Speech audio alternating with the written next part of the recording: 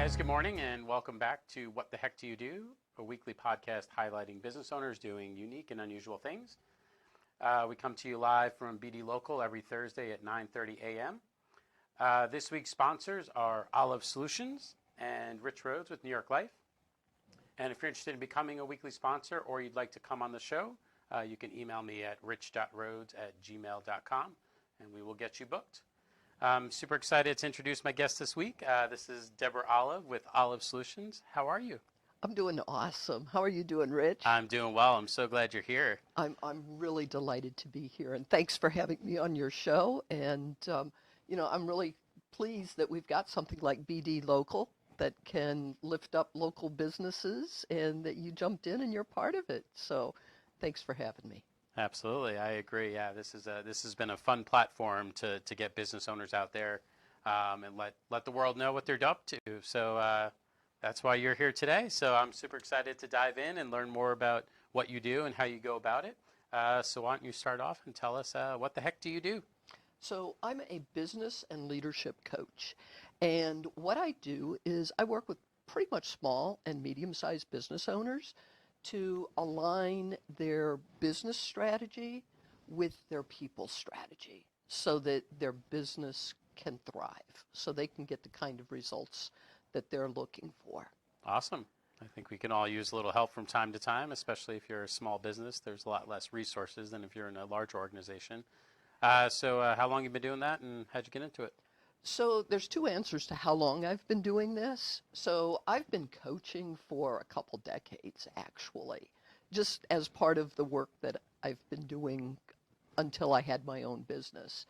And then in May of 2014, I decided that I would have my own coaching business. And so it's been about 5.5 years that I've been doing this full time for small and medium-sized business owners, entrepreneurs, solopreneurs. Okay. Yeah. And based predominantly in the South Sound area of this area, or have you been elsewhere? So I've lived in other places. One of the great things about coaching is that coaching can be done on the phone or by Zoom. We've got so much technology, it's just amazing. So at one time, actually, I was living in Raleigh, North Carolina, believe it or not. Okay. And I had clients across 12 time zones. So I had a client in Hawaii and I had a client in Sweden at the same time. So you can do that when you're working over the phone. Awesome. But as I've worked more and more with small business owners, I get myself inside their business. And then obviously being local is a lot more efficient. Okay. And so pretty much here in the South Sound right now, though I do have clients up north. I mean, Seattle's a good opportunity. Very cool. Okay, so you talked about business solutions and people solutions. Maybe dive into each of those individually and help us understand better what you're looking for and how you're diving in to help.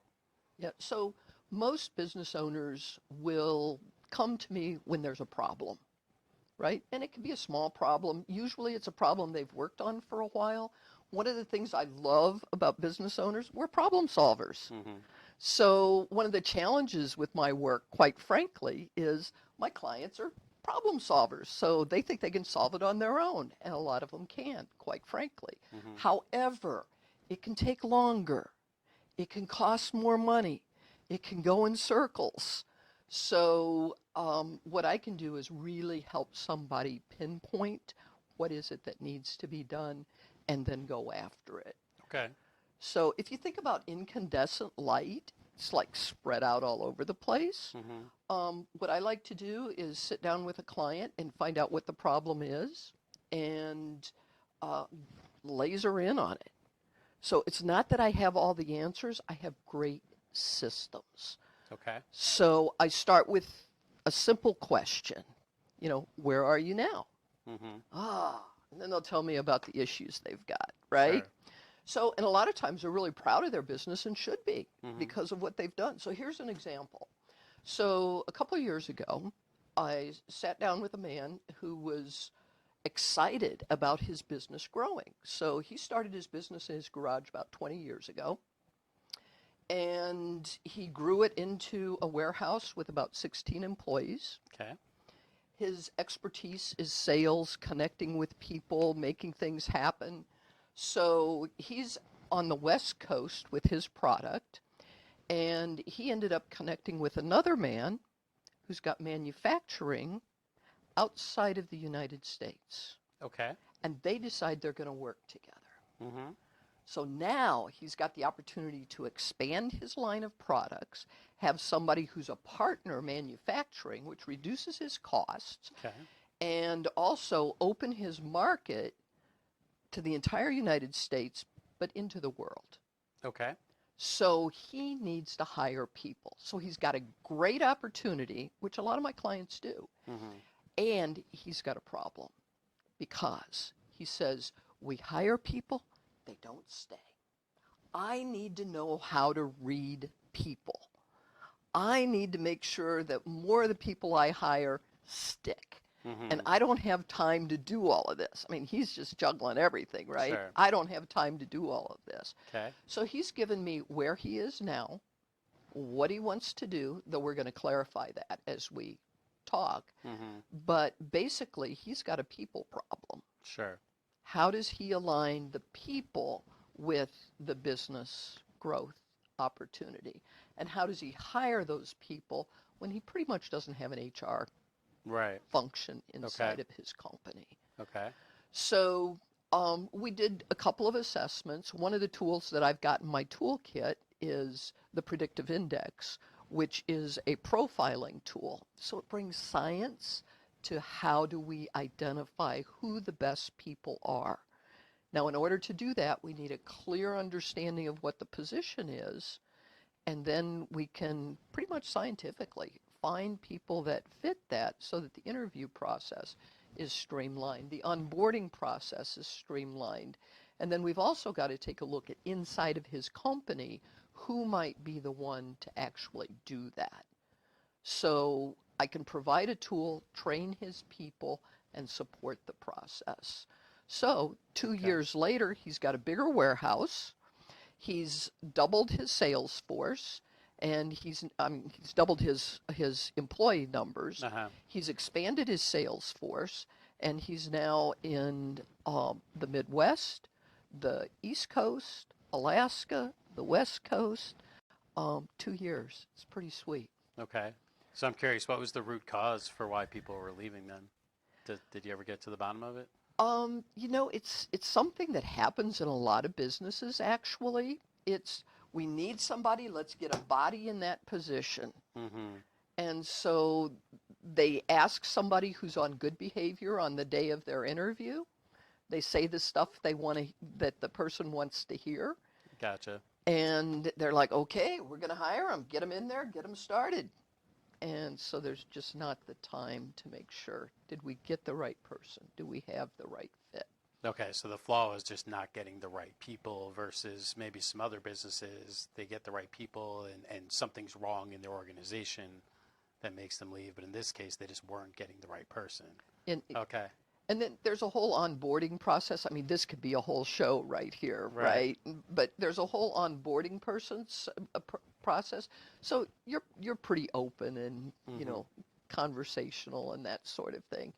I don't know what it would be like for you to be in a back office all the time and not be talking to people. Right. But if it's a bad fit, Gotcha. it's going to come up. And then people get disengaged. Gallup polls show that it's really crazy. Only about 40% of the workforce, probably less than that, is actually engaged in their job. Yeah. The rest of them are showing up to get a paycheck. Right. And as small business owners, we can't have people like that on our team. Yeah, I've read articles about that. So I think they called it like crazy. actively disengaged or something. It's like that, and they're showing up, but they're not really engaged. And you think about the damage that can do to your brand if somebody's representing it, right? But not hugely. their heart's not in Think it. about rowing well, I did dragon boating for a while. So you've got 20 people in the boat and you're paddling on the. So if everybody's engaged and paddling, that boat goes really fast. Yeah. If you've got some people who aren't engaged, well, they're carrying weight, but they're not pushing things forward. Mm-hmm. Now, if you've got somebody who wants to stick their paddle in and drag it, Yeah. Yeah, so there's all different levels of employees. We've got some paddle draggers out there. It's a funny analogy because I did dragon boat racing one time, and most of the men were in the back and most of the women were in the front, and the women were expected to do the count, and the men in the back had trouble hearing them, so we started our own count. Oh, And there you go. needless to say, we came in last because the women in front were rowing at one cadence, the men in the back were rowing at another, and for some reason we just couldn't seem to go faster. There you Weird, go. right? There you So, go. That's the analogy. okay, so that's cool. So that predictive index you discussed, is that, so then that's customizable to any industry and any Absolutely. company? Okay, Yeah, and it can work. It can work for a company that's got 5 or 10 people, and it can work well for a company that's got 50,000 people because it's computerized. And okay, that's another story, but it gets pretty exciting when you get the right people in the right seats. What can happen with the organization? So okay. So once you customize that predictive tool for a company, is it is it reading resumes, or are you putting in, like, how does it, I'm actually curious, like, how it actually works. Like, is it you input like a resume and it tells you whether or not it matches, or does it just tell you what to put in the job posting to make sure you get the right people? So there's a combination of things. So basically, it's a analytical tool, Mm-hmm. and you've probably taken personality profiling Mm-hmm. tests or something along the way. Well, this is pretty sophisticated. Okay. It's been around for 65 years, and they just keep making it better and better. Okay. So it's pretty sophisticated. So in about 6 minutes with 2 questions, it can profile somebody in 4 different areas that when you start looking at the combinations, Mm-hmm. you can really start dialing it in to a particular position. Gotcha. So it starts by having the position dialed in. Mm-hmm. And then you're looking at, and so it's like 4 dots on a graph. And then you're looking at that individual, and are they dialed in as well? Okay. Do they match? Do they Gotcha. match the job description? So the Interesting. person who's doing the interviewing is still looking at the resume. They're still doing an interview. Mm-hmm. So this is one part of that process. Sure. But what it does is it identifies what drives people. It Okay. identifies what's under the hood that we don't necessarily see when we're just talking with somebody. Gotcha. When they're maybe telling you exactly what you want to hear to get the job, right? And they may not know what drives them. It's possible. Oh, sure. Yeah. Yeah, yeah. Okay. So it's an awesome scientific tool to help do that. That's one of the tools I've got in my toolkit, but it's a great way to transform an organization. Okay. No, that's super cool. I love that. So talk then maybe about the business side of things and sort of your process for looking at sort of operations and processes and how that's working. So the first thing that I do is look at the vision. So there's 3 different pieces. There's the vision, Mm-hmm. there's productivity, which is the processes and so on and so forth. And then there's leadership. How do we work with the people? Okay. So in the beginning, with looking at the vision, what kind of business is it? What are your goals for the business? And where are you in the business? So there are some assessments that I do. And not everybody does all the assessments. That's where having the conversation. So one is called a leader dashboard. And what I do is I give the business owner some questions, Mm-hmm. and they go offline, think about it, and then we come back maybe a week later and we go through it. And so we're going to be looking at the big picture, the vision, and then we're just going to cascade down what's your mission, what are your key performance indicators, Okay. what are your milestones, what are your major goals, how are you getting those affected. So we're just kind of trickling down from the big picture to which areas have you selected to now how are you getting it done. Okay. And what usually happens is I have a conversation which then goes into coaching. So I might ask you, well, as you went through that process, what did you notice? Mm-hmm. Oh, I noticed my vision is really clear. Yeah. Yeah, boom, tell me about it. Back and forth, Okay. Well, then I got down to the goals. And, I've got 18 goals. Yeah. And we just haven't been able to get those done. Boom, I've got a spot to talk because Sure. 18 goals is too many. So then we have a conversation around that, get that focused. So what I want to do is make sure that we've got growth opportunities connected with what the strategies are. And so I work more with the business strategy and the thinking at that level Okay. than I do really getting down into operations or the business sheet. And one of the reasons that I have, you may have noticed, I've been talking about Deborah Olive coaching for about 5 years. Uh-huh. And now I'm in the process, and today we're talking about Olive Solutions. This gives me an opportunity to bring other partners in. Gotcha. And I'll also refer, if there's a um, uh, an accounting kind of area, I'm going to refer to an accountant. Gotcha. I can look big picture at a sheet, Okay. at a P&L, but if we need to drill down, I'm going to bring somebody else in. Okay. And the same thing with systems, really. There are things that I can see with systems, oftentimes because I'm a different set of eyes. I'm walking in. Sure. I haven't been there every day seeing the same thing over and over, and can ask some questions and maybe guide things in another direction. Okay. But if it really needs somebody to roll up their sleeves and get in there, I bring somebody else in. So Okay. I'm at the strategy piece on the business side. Are we doing the right goals? Gotcha. Okay. So helping the business leader make sure their priorities are in order, their goals are in order, their strategies in order, and then once that's all aligned, if you identify a tactical problem, Exactly. a broken process or something like that, then that's where you bring in other I'd folks. bring somebody Gotcha. else in. But on the people side, that's where I just love to jump in with both feet, get to know who the people are in the organization. Typically, I work with the leaders. I do some team training Okay. and some leadership training. One of the things that happens is that, especially in our small and medium-sized businesses, is somebody will have an employee for 2 or 3 years, Mm-hmm. and they're a rock star. Okay. So they're like, okay, let's promote you. You've been here for a long time. You deserve it. I'll give you some more money. You're going to have some more responsibilities. They're like, oh, yeah, that's me. Mm. And they step up, and everybody feels good for a little while. Sure. But what's actually happened is you've brought somebody into a spot to manage or lead with no training to manage or lead. Yeah. They're great at the technical level. They're great at getting stuff out. They can show somebody else how to do it. Yeah. They don't really know how to lead. Sure. And I love helping people shift from a manager mindset to a leader mindset. Yeah.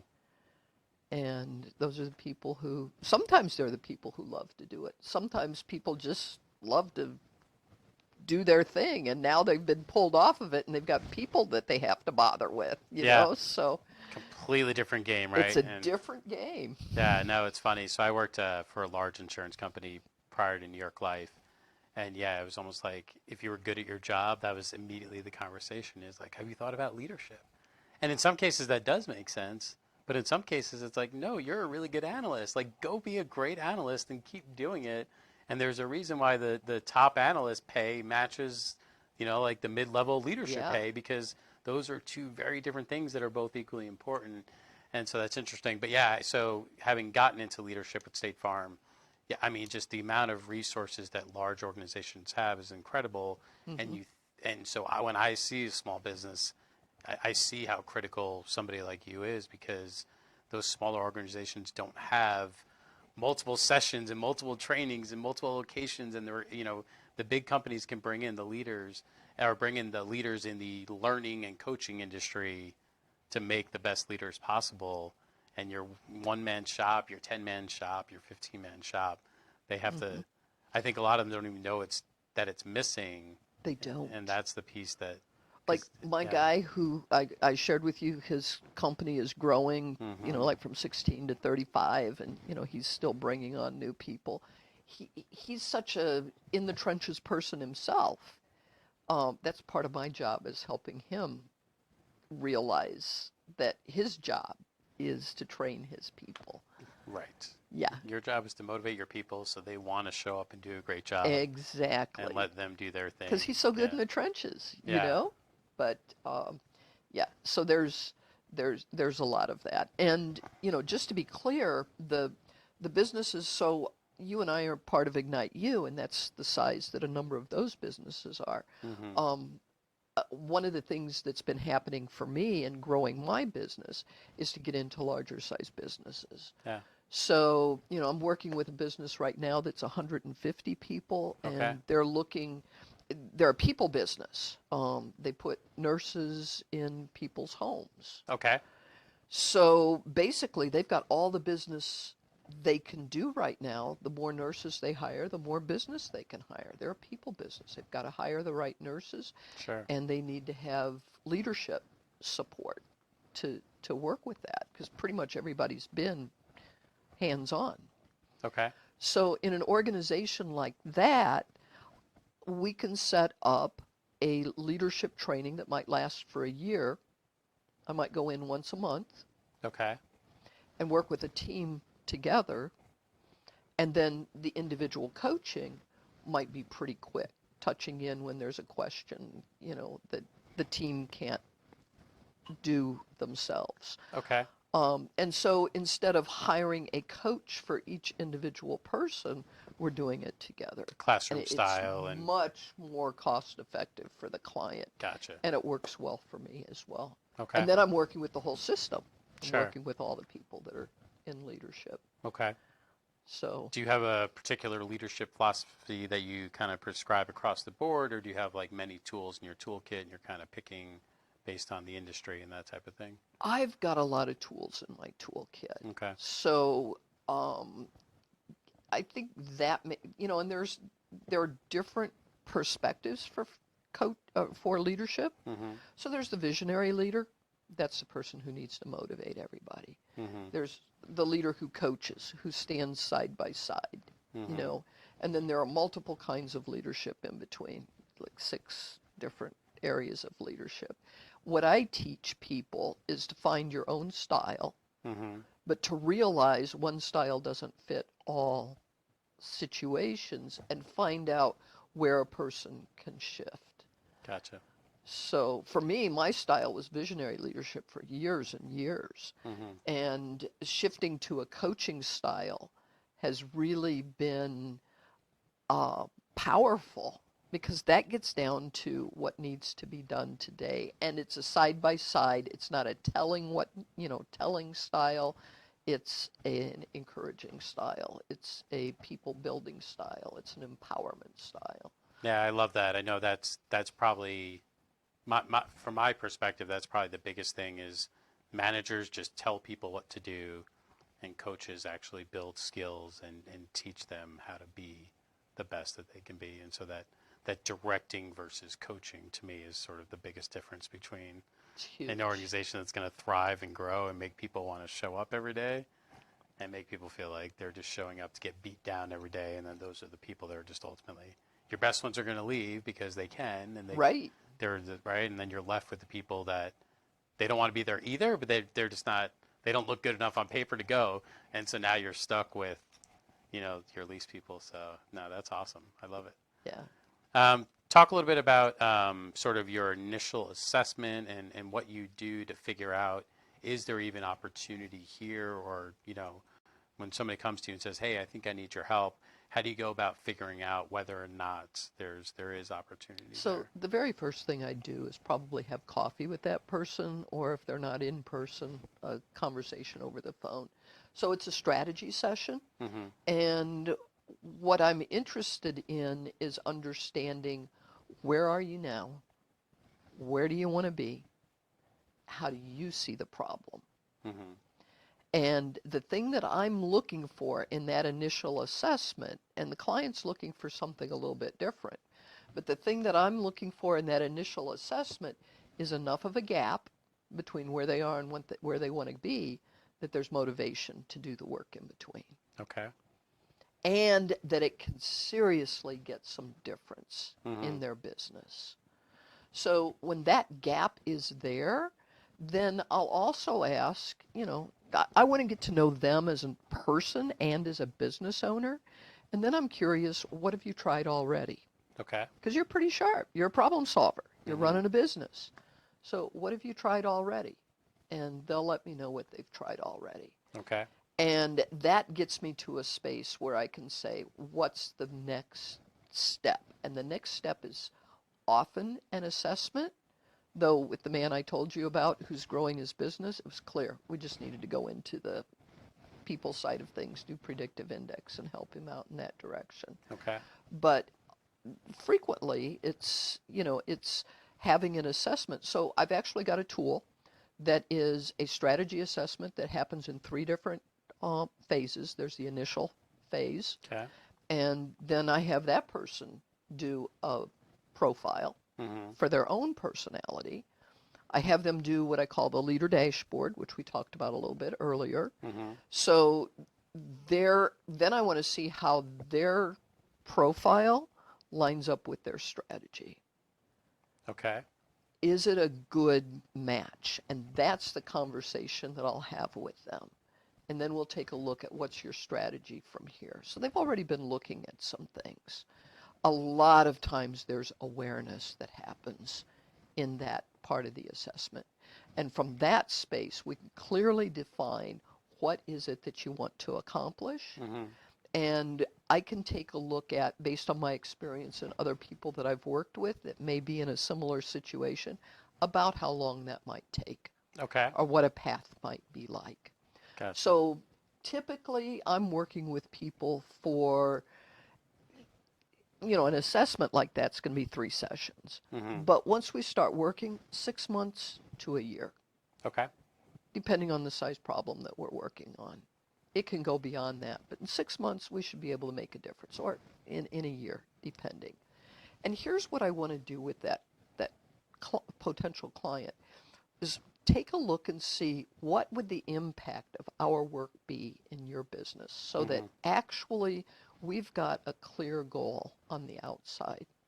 And what I'm looking for is, can we project a 3-time return on investment for that business owner?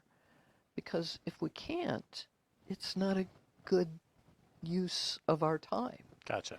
And my client may not be thinking that way. Right. So for every $1,000 that my client gives me, I want to be able to see a $3,000 return Gotcha. before I take that business. And that's just a floor to start the engagement, right? Yeah. You're expecting monthly revenue to go up forever if they implement everything successfully. Because we're solving a problem at base Mm-hmm. issue, and once that's there, the whole boat rises. Right. Rising tide raises the boat. So that's Gotcha. what I'm looking for. Gotcha. So some low-hanging fruit, some sort of opportunity, something that tells you that at a minimum we can get you at least 3x. And it may or may not be low-hanging fruit. In Mhm. some cases it might be 6 months before the return is there. Okay, but it's there. But it's there. Okay. At the outset, we're looking at it's there. So one more story. We might have time for this. Sure. We're both in Ignite we U. go over time all the time. Don't worry about it. We're both in Ignite U. And so sitting at a table with 8 or 9 business owners, there was another coach at the table. And she asked, how many of you have worked with a coach? What a brilliant question. I never thought to ask that. 6 people raised their hand, Yeah. right? Which is actually surprising that the vast majority. I would have guessed lower, but Blown away. Maybe it was just that table. sure. But then she asked, how many of you got great results? Nobody raised their hand. Oh, it's horrible. Yeah. Coach. But, what it shows is there are many, many different styles of coaching. One of the things that I do from the outset is set clear results that we're going for. Mm-hmm. And this idea of 3 times ROI as a minimum, we get results. Right. We just do, and it's a particular style. So there's a lot of misconceptions in coaching, because it's kind of gotten to be, oh yeah, I coach my people. Mm-hmm. But they haven't been trained as a coach. Sure. They don't have the tools of a coach. Right. So sometimes somebody will hire somebody simply because they call themselves a coach. Mm-hmm. I'm a trained professional coach. I've been doing this. I've seen a few things. I've had my own business. I came out of corporate America, seen a few things. Right. So it's the wild, wild west when it comes to coaching. Yeah. And if anybody wants to know great questions to ask to identify who's a good coach for you, I can offer that. And it doesn't mean that I'm going to necessarily be their coach. Right. My best clients are people who have some gas in their tank, you know. They've got a goal that they're going for and they're interested in getting there. So I love that. It's one of the reasons I do what I do, Yeah. because I love dreams, you know. That part of me is American through and through, you know. It's the Yeah. great dream. It's the place where we can, you know, Yeah. have an idea and make it happen. Yeah. And that's obviously very important, right? You have to have the motivation as the business leader to want to succeed, right? Mm-hmm. You can't just go sit in the lobby of the gym and expect the trainer to work out instead, and then all of a sudden you're big and buff, right? You have to show up ready to do the work. Yeah. And I think that I love the idea of sort of you identifying that initial ROI, because I think, to me, that would maybe motivate somebody who's maybe a little skeptical of a coach, or they know they need help, but maybe they're not fully admitting they have a problem, to know that you're coming in saying, okay, for every dollar that you give me, we can clearly see at least $3. To me, that would make somebody say, okay, I'm in. And whether you make a $1,000 plan or a $10,000 plan, you know, okay, there's a target in mind, and the person I'm working with sees it, and they see that potential in me. I love that sort of offer or plan or strategy up front. I think that that's definitely a differentiating factor versus, like you said, the folks that come along, say they're a coach, you hand them a bunch of money, and like you said, wild, wild west, whether or not something happens as a result. So that's super cool. Mm-hmm. Well, thank you. Yeah, no, I love it.